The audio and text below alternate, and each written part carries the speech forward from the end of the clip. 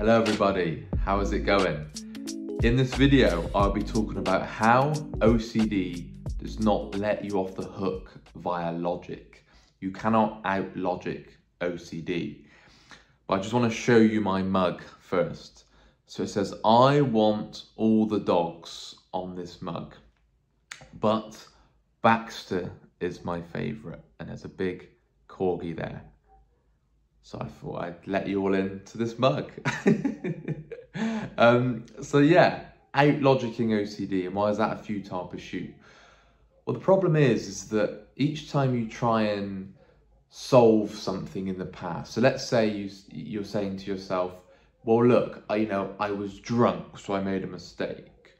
Or maybe you're sort of saying, oh, I was young at the time, I was immature, I was naive, I made a silly mistake, I wouldn't make the same mistake today.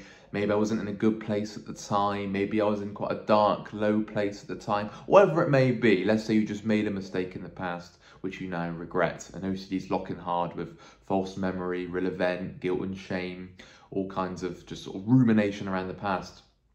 And the problem is that every time you sort of try to solve it with logic, OCD won't budge. Now, you can use logic from like a compassionate angle. So you could say, look, I can have compassion for myself because I'm a fallible, imperfect human being that has many flaws, many shortcomings.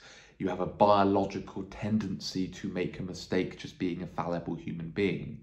And you can look back at the past event and think, well, look, I was drunk, therefore my reactions were inhibited. You're not trying to excuse bad behavior, but you're trying to make sense as to why you may have done something that you regret or whatever. But the problem is that OCD will slice through that and say, it doesn't matter if there's an excuse. It doesn't matter if there was some kind of reason as to why you did what you did. You've done wrong, you're a bad person, and you do not deserve to be let off the hook for a minute.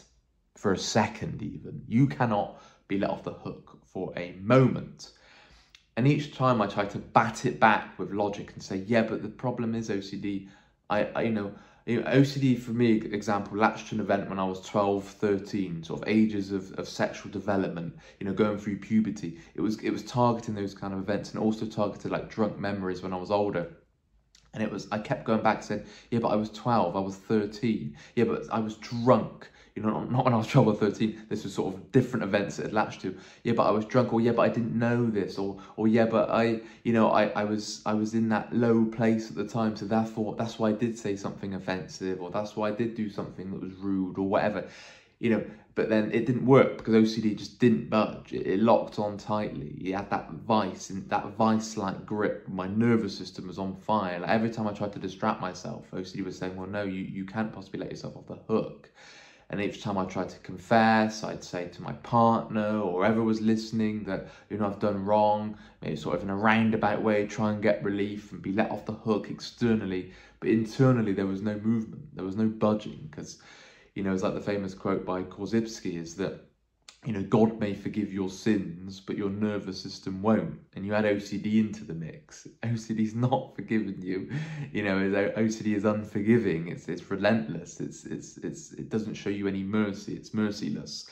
It doesn't just allow you to get on with your life, even with these things in the past. No, it's like you can't move on with your life, Sam. You can't get on with your life if X, Y, and Z has happened in the past. And that only really started to budge once I started to apply unconditional self-acceptance of even if this thing in the past was true, even if this thing in the past had happened, could I have compassion for myself? Could I have self-forgiveness? Could I still have self-respect? Could I still accept myself in an unconditional fashion in order to thrive and flourish in the future and just break myself free from the shackles of fear and unleash myself from that shackles of guilt and shame? Because the guilt and shame only comes from two aspects. The first one is that I shouldn't have done this thing in the past, and because of this thing that I shouldn't have done, I am now a terrible, unforgiving, unacceptable, undeserving person that deserves to be punished forever. It's those self-created beliefs which fuel that guilt and shame cycle. So every time I tried to go down the logic route of trying to work out why I did what I did, or trying to work out whether it happened and say, yeah, but that makes no sense because how can that make any sense? Because I didn't do anything wrong, or, you know, everybody's done that, or everybody's done something silly. I kept trying to say that to myself, but OCD didn't budge. It didn't show me any mercy. It didn't say, oh, I'll let you off, it's fine, mate, yeah, don't worry about it, you'll be fine. Nope, it locked on. All it needed was 0.0000001%, and it would pounce. It would pounce, it would lock on, and it would firmly tighten its grip until I learned to apply unconditional self-acceptance. And, you know, quite often I'd be begging for my old fears back. You know, OCD would move, it would switch, it would morph.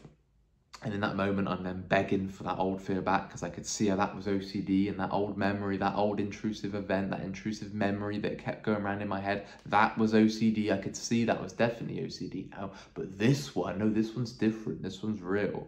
This one's the exception. So I try and out-logic that. I would try and work it out, because OCD was dangling the carrot. And it was doing that by convincing me, you know, the carrot's there right in front, and I'm about to jump out and reach it. And it would do that by convincing me that if you just work this out, if you just out-logic this one, if you just get some kind of certainty and find some kind of logic behind this, then you'll be at peace. And if you can get an answer and solve this, then you can be guilt-free. And then now, finally, Sam, you can fully thrive in your life and be happy and enjoy your life and truly live life on your terms. So I'd go, yeah, okay, yeah, sounds good, great deal, OCD. So I'd then jump out and reach for that dangling carrot. As soon as I'd reach out, OCD would move it away at the last possible second, and it would nestle just out of reach. And I'd think, no, I nearly had it. I nearly solved it. I nearly out-logicked it. I nearly got there. I nearly got what I was looking for. But no, you're being scammed. OCD is towing you along. It's showing you the way. It's leading you down a garden path, but to nowhere. It's tempting, right? You feel like you're going to get there, but you won't. And a wake-up call was this. I thought, well, I don't want to take OCD suffering to the grave. And nothing's changing. You know, it was a good old 2 years like that. And I know it can be a lot longer, I know it can be a lot less, but for me, it was 2 years of just trying to solve, trying to figure out, trying to out-logic, trying to one day find that missing piece of the puzzle, that golden pot at the end of the rainbow, where I thought, oh, if I seek that out, and then I can finally be at peace. Finally, after all these years. But no, it never delivered on its promise. I was being conned by OCD every time. Absolutely scammed. I was made a mockery of by OCD. It took the piss. You know, it ran rings around me. Because every time that I thought, ooh, let me just get an answer on this, let me just try and make amends. So let's say, as an example, you know, let's say I was scared that I don't know, may have offended somebody 5 years ago. If I just send that person a text message today, then I can make sure that I haven't done anything wrong to them and I haven't offended them, so they can give me that reassurance. So I send them a text message and they say, oh, hello, Sam, I haven't spoken for a little while. No, I don't even know what you're talking about. What the hell are you talking about? You know, throwing myself under the bus by bringing up something from 5 years ago they can't even remember anyway. And I'd message them and they go, oh, so what the hell are you talking about? No, fine, you done nothing wrong. I don't know what clue you're talking about, that's fine. Oh, relief, overwhelming sense of relief. And all of a sudden it will go, oh, but what if you've now brought that memory up now? And now they start thinking about it, and now they all remember it, and now they think you're a bad person, and now they're offended by it, and now they call the police, and now they get you, you know, arrested. Now they say, oh, you have done something wrong, you know, and then it will go around again. So what am I doing? I'm texting them again saying, oh, are you sure you don't remember this? And, you know, it's going round and round. So even that reassurance, even that confession, even that sort of making amends and trying to fix this past event, it didn't work, and it was just digging a deeper hole and throwing myself under the bus. That's such a good way of putting it. You're throwing yourself under the bus by trying to solve this past event, and you get nowhere. You really, really don't. OCD's having a field day. And true freedom will lie. Trust me, if you're watching this video and thinking, Sam, how do I get to freedom? How do I unleash myself from just this fear and this guilt and this shame and this dread and this depression, and when you just sort of feel so low and dejected and deflated? Well, I'll tell you.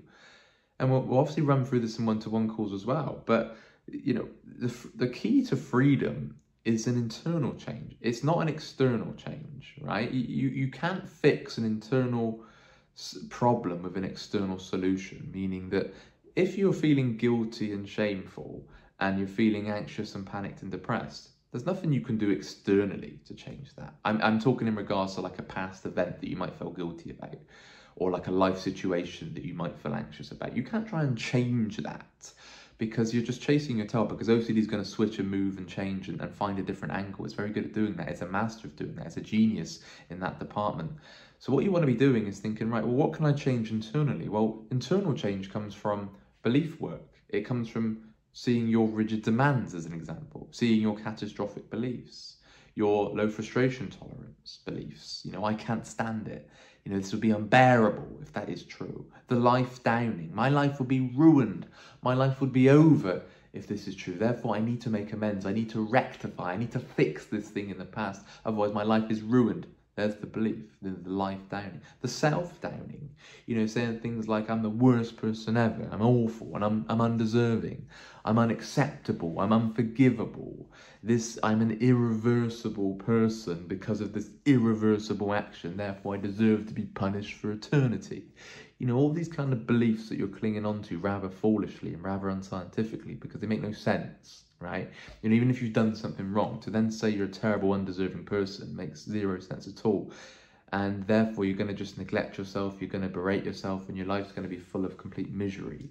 Whereas even if you've done wrong in the past, even if you've made a mistake, you could acknowledge your wrong behaviour and strongly condemn your wrong behaviour and have that regret and remorse, of course. You're not trying to justify wrong behaviour, definitely not. But what you're trying to do is think, well, how do I move on? And you're only going to move on by applying unconditional self-acceptance, accepting yourself as a fallible, imperfect human being with many flaws who is capable of doing wrong whilst not wanting to do wrong. And then you start seeing all the ins and outs of why you did wrong and all the moving parts and all the factors involved, all the environmental factors, all the reasons to why you did, you know, taking the compassionate route there, but also the self-acceptance route, and seeing how even if you've done wrong in the past, does it really warrant the chronic punishment, the chronic guilt and shame, the endless beratement? Does it really warrant that? The neglect, the self-hatred, the self-punishing cycle, does it really warrant that at all? You know, would you wish that on your worst enemy, you know, to be punished endlessly forever in that internal torturing cycle? You know, even if you've done wrong, is that warranted? You know, and you're sentencing yourself to that lifetime of guilt as well. That's important to remember, that even if somebody rejected you for your bad action, or even if, you know, you had to face a consequence for your poor action, you would still choose to punish yourself. You would still opt to berate yourself with your internal belief system that I'm an awful person. I can't be let off the hook. I deserve pain and suffering and struggle, and I can't possibly enjoy myself. Now, you don't just change that belief and then start enjoying your life. No, it doesn't work like that. But over time, these new beliefs start sinking into place as you read all the books and do your consistent regular disputing with regular coaching calls that we help you with and so on. And you really start living a more freeing life because you realize you don't have to berate yourself. It doesn't mean you just act recklessly and not give a shit. And that's not the case at all. That's the common misconception. You know, you're still act in line with your morals. You still want to succeed and you want to excel and you want to behave in a sociable, acceptable way. Of course you do, right?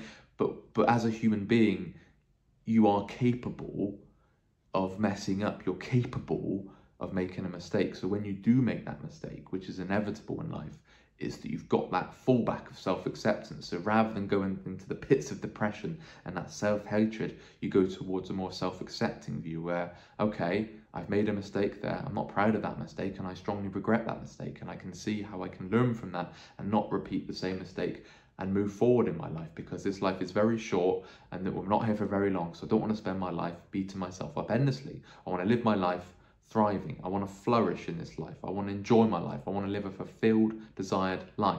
I don't want to hate myself. I don't want to wish death upon myself because I've done wrong. I don't want to completely trap myself in this mental restricted prison, completely restraining myself from fully thriving because of this thing in the past or because of how I'm rating myself today. That isn't warranted. That isn't justified. You're not doing yourself anything morally right there. You know, is it moral and is it just to then hate yourself endlessly? I wouldn't say it is at all, right? Even if you have done the wrong, even if your worst case scenario is real, it still wouldn't make sense to then morally berate yourself. Like, that makes no sense. It's not doing yourself any justice. when you look back on your life and, when you're sadly on your deathbed, you're not going to be thinking, you know what, I'm so glad I just spent my lifetime in endless punishment. You're not going to be thinking like that at all. You'll be thinking about, what did I achieve? What did I do? How did I really go for life? And that only comes from letting yourself off the hook via internal changes. And this doesn't happen overnight. Humans and society is very conditional. It's very sort of rate yourself on your achievements and berate yourself for doing wrong, but that isn't sustainable and that isn't good for your mental health. Hence why I think, it's a pandemic, the mental health downfall that you see, and, sadly people taking their own lives and so on. I think it's all due to the conditional, rigid fashion that people hold themselves in. Okay, it's the trying to solve, trying to figure it all out, trying to get relief, but you can't do that. The way of doing that is going towards more self-acceptance for you, and seeing how you can have compassion for yourself, even if the worst case was true. Okay, but must remember that acceptance is an agreement. When you apply self-acceptance, it isn't then excusing or justifying or agreeing with any wrong behaviour. Definitely not. It's trying to avoid that at all costs and having that regret over that and ultimately learning from it. But berating yourself endlessly is never worth it. And trying to solve the past is never going to get you anywhere. It's a zero return investment.